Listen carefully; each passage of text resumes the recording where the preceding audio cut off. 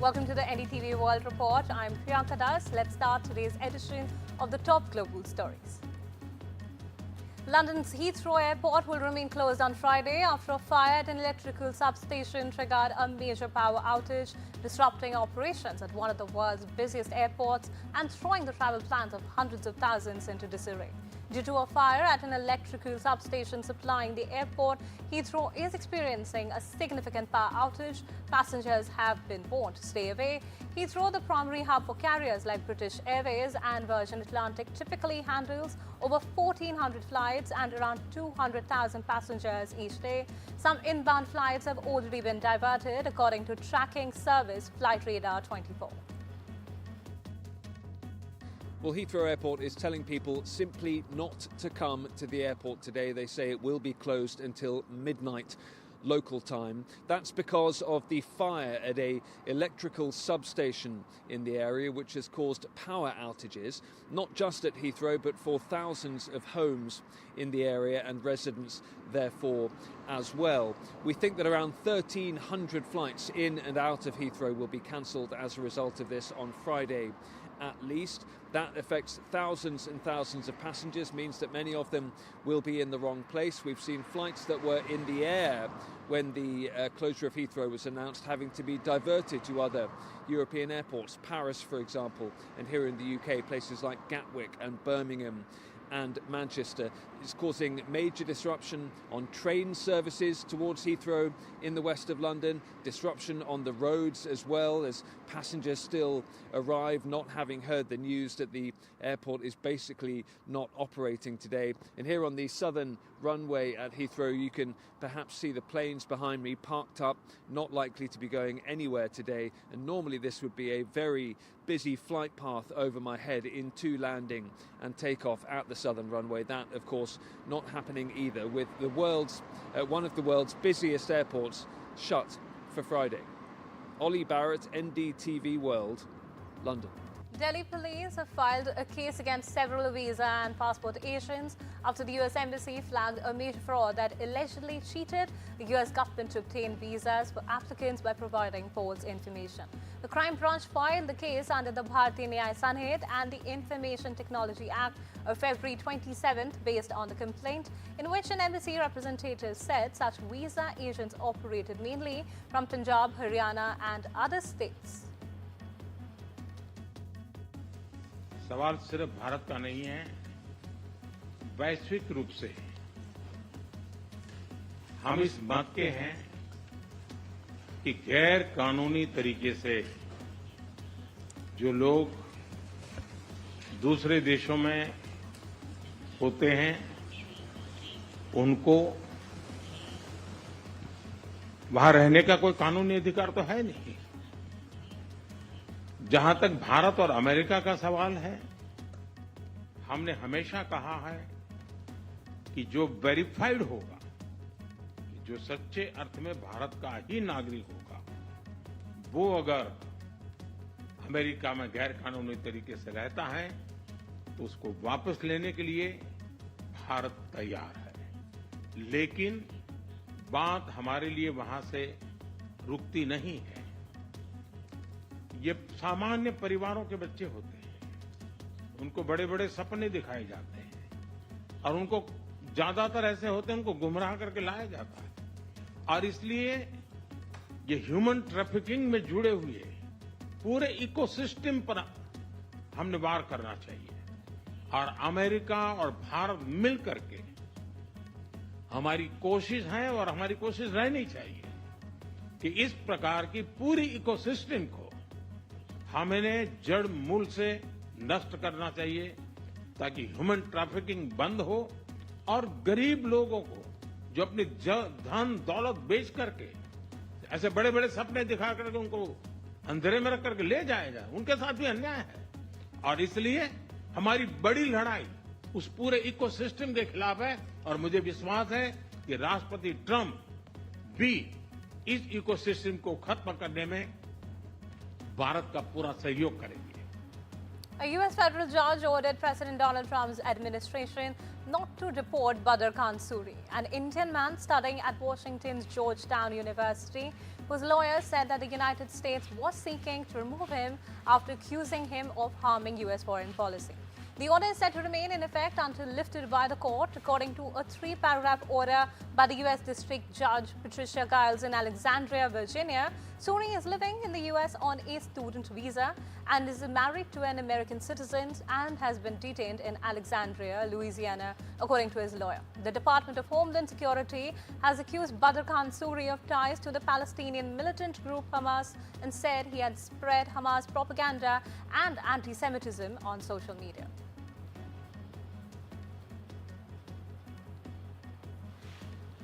Britain has updated its advice for citizens travelling to the US, warning them they face arrest or detention. Travel advice issued by the Foreign Office now stresses that the US strictly upholds entry rules and that those who do not abide by them could be detained. It is unclear when the British government updated its travel advice, but it comes as the Trump administration is tightening its enforcement of immigration rules. Earlier, guidance that was placed in February reads simply, the authorities in the US set and enforce entry rules.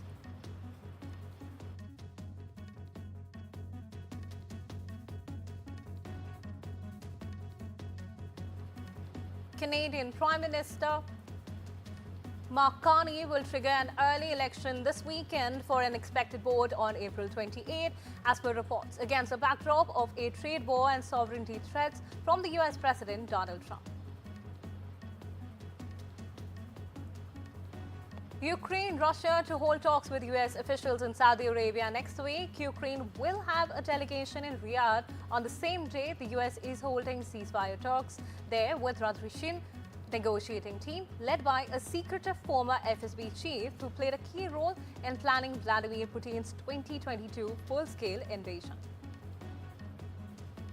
At least 91 Palestinians were killed and dozens injured in Israeli airstrikes across Gaza on Thursday after Israel resumed its bombing campaign and ground operations in the territory. Hamas, which had not yet retaliated during the first 48 hours of the renewed Israeli assault, said its armed wing had fired rockets into Israel. Israel's cabinet has unanimously approved Prime Minister Benjamin Netanyahu's request to fire the head of the country's Shin Bet Internal Security Service. The late-night decision to sack Ronen Bar deepens a power struggle focused largely over who bears responsibility for the Hamas attack that sparked the war in Gaza. It also could set the stage for a crisis over the country's division of powers. Israel's Attorney General has ruled that the cabinet has no legal basis to dismiss Bar. Tensions between Netanyahu and Bar had been building for months. Bar, who was appointed to lead the Shin Bet in 2021 by a previous prime minister, accepted responsibility for his agency's failure to hold the October 7th attack ahead of time.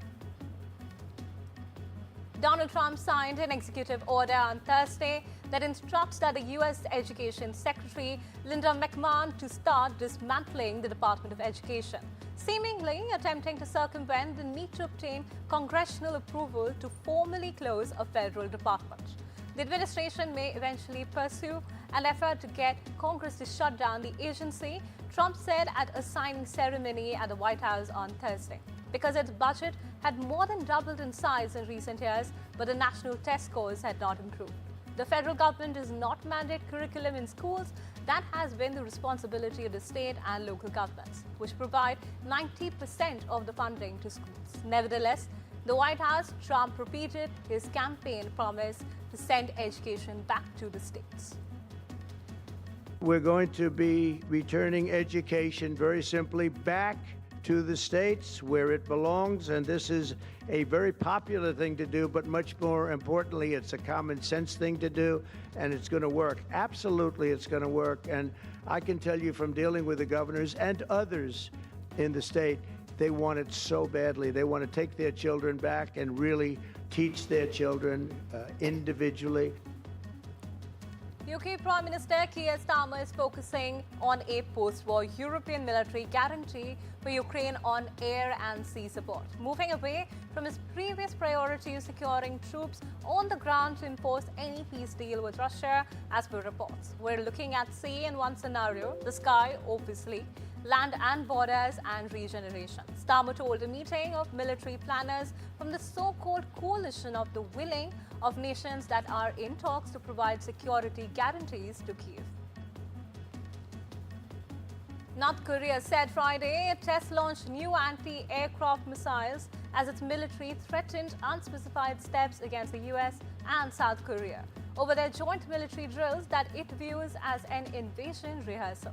The official Korean Central News Agency said that leader Kim Jong-un oversaw the test Thursday and called the missiles involved another major defense weapon system for North Korea. KCNA released 4 still images of the test, which have not been independently verified. One shows Kim at an observation point with monitor screens behind, blurred by the KCNA. The other images show a launch of a projectile and then a mid-air explosion and finally impact in water.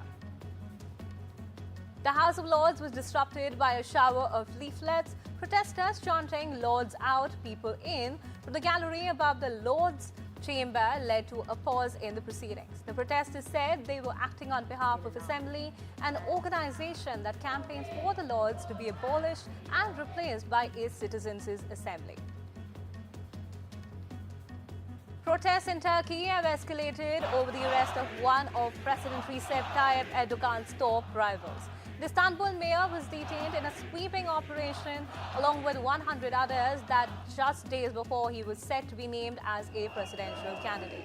A move that cemented Erdogan's grip on Turkey's political landscape. Some analysts argue that Erdogan may have been emboldened by US President Donald Trump, basically arguing Trump has created such chaos that foreign autocrats sense they can do whatever they want.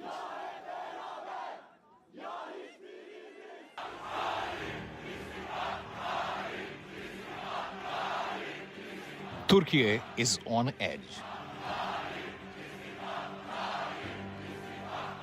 Streets are filled with thousands of protesters. Police in riot gear. Pepper spray in the air. But what stands apart is a show of resistance not seen in years. A nation standing, fighting for democracy.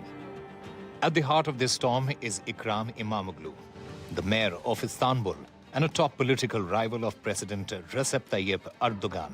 Just days before his expected nomination as a presidential candidate, İmamoğlu has been arrested on the charges of corruption and aiding a terrorist outfit. His university degree has been annulled, a move that could legally disqualify İmamoğlu for running for president.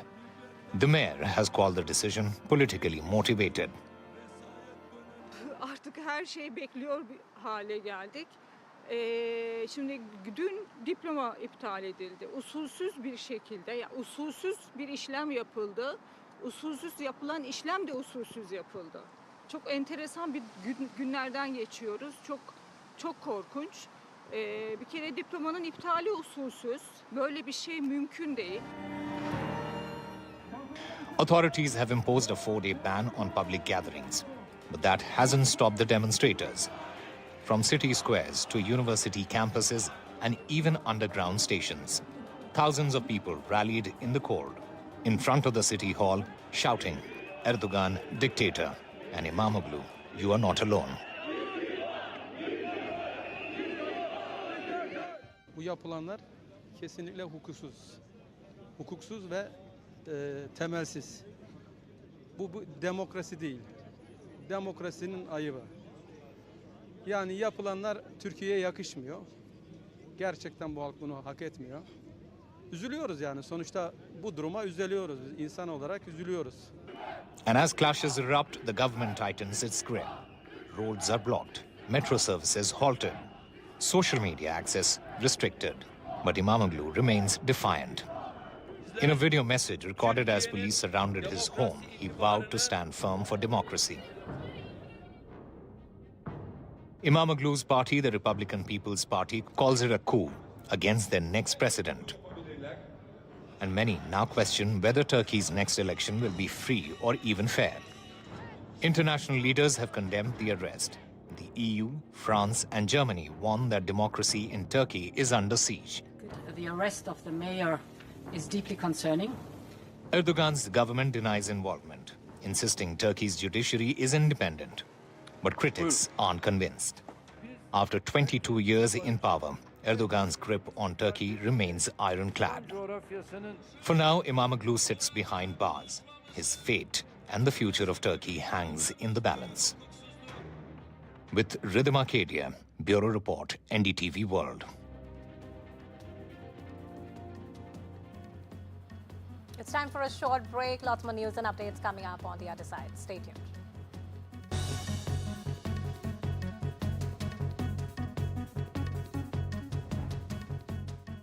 Here are the highlights from the world of business and tech. Elon Musk, the world's richest man and a top advisor to US President Donald Trump, was issued a summons in connection with the Securities and Exchange Commission's lawsuit against him.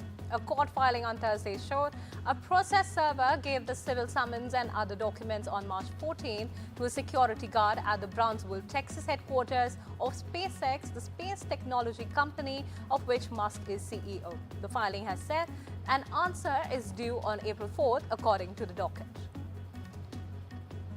Reports of an Instagram outage in the US on Thursday evening dropped significantly, according to outage tracking website downdetector.com, indicating that the issue has largely been resolved for most of the users.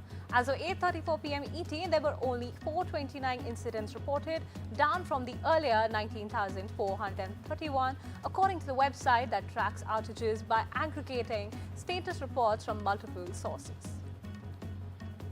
Chinese tech giant Huawei on Thursday unveiled the Huawei Pura X, the first smartphone that runs on its self-developed Harmony OS 5 operating system. The Harmony OS 5-driven Pura X features a one-to-one smart interactive outer screen, allowing high-frequency operations to be performed without unfolding the device, the company announced at the launch event in Shenzhen City in South China's Guangdong province. The launch of the new widescreen foldable smartphone marks the arrival of the Harmony OS operating system as a contender in the current market dominated by iOS and Android. Some smartphone users have expressed mixed opinions on the new operating system. I would consider it, definitely. I think Apple is controlling much of that, but I would rather have a new option. NVIDIA will open a quantum computing research lab in Boston, where it plans to collaborate with scientists from Harvard University and the Massachusetts Institute of Technology. CEO Jensen Huang said on Thursday. Huang made the announcement at NVIDIA's annual Software Developer Conference in San Jose, California, where NVIDIA held a day of events focused on quantum computing. NVIDIA added that the program after Huang in January said useful quantum computers are 20 years away, comments he sought to walk back on Thursday while joined on stage by executives from the quantum computing firms. The US dollar was on the front foot against major pairs on Friday after its best single-day performance for 3 weeks, with the Federal Reserve indicating no rush to cut the interest rates. The risk-sensitive Australian and New Zealand dollars remained on the defensive after steep slides on Thursday, as worries about the economic drag from US President Donald Trump's aggressive campaign of global trade tariffs dented sentiment. Oil prices rose in early Asian trading on Friday and was set for the second consecutive weekly gains, after fresh US sanctions on Iran and a new OPEC Plus plan for 7 members to cut output raised bets on tightening supply. Brent crude futures climbed 42 cents to $72.40 per barrel, while the US West Texas Intermediate crude futures were up 45 cents to $68.52 a barrel. Putting the spotlight on the sports world, Kirsty Coventry has been elected president of the International Olympic Committee, IOC, becoming the first woman and first African in the committee's 131-year-old history to get the job. The former swimmer, a 2-time Olympic gold medalist, won 49 of the 97 votes of the IOC membership in the first round of voting. This is an extraordinary moment. As a 9-year-old girl, I never thought that I would be standing up here one day, getting to give back to this incredible movement of ours. This is not just a huge honor, but it is a reminder of my commitment to every single one of you thank you from the bottom of my heart. And now we've got some work together. Russian freediver Yekaterina Nekrasova is believed to have set a new world record in under-ice swimming. In a report broadcast on Thursday, Russian media said she swam over 120 meters or 400 feet under the frozen surface of Lake Baikal. If confirmed by the appropriate official organizations, that distance would be a world record. It took less than 2 minutes for Nekrasova to go through the icy waters without a wetsuit and using only her legs to propel herself. The water temperature was 0 degrees Celsius or 32 degrees Fahrenheit. The previous record, too, belonged to Nekrasova and stood at about 103 meters.